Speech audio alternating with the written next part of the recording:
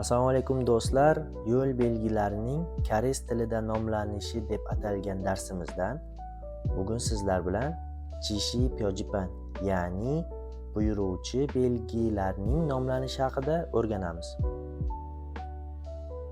Jishi pyojipan buyuruvchi belgilar yo'l harakati xavfsizligini ta'minlash maqsadida avtomobillarning harakat yo'nalishi va harakatlanish tartibini ko'rsatadigan belgi bo'lib, axborot berish vazifasini bajaradi. Jishi pyojipan asosan sagakyong, wonhyong va samgakyong bo'ladi. Orqa foni ko'k rangda va ichidagi belgilari oq rangda bo'ladi.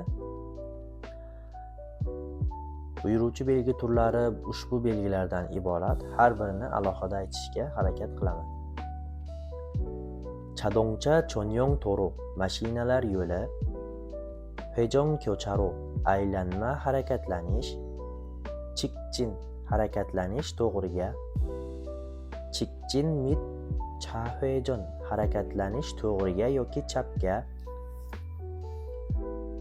Snow tayo to'nin cheyin sayyong, zingli balon yoki zanjirdan foydalanish. Uhero, o'ng tomondagi yo'ldan harakatlanish. Chatchik myon tongheng, chap tomonidan harakatlanish. Uchchik myon tongheng, o'ng tomonidan harakatlanish. Yuton, qayrilish joyi. Yangchik pang tongheng, harakatlanish o'ngga yoki chapga.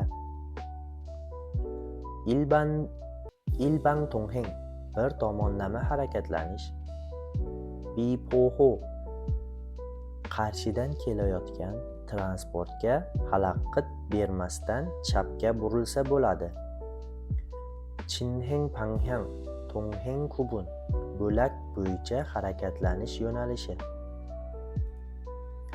Boshqatda Chinheng panghang pyol,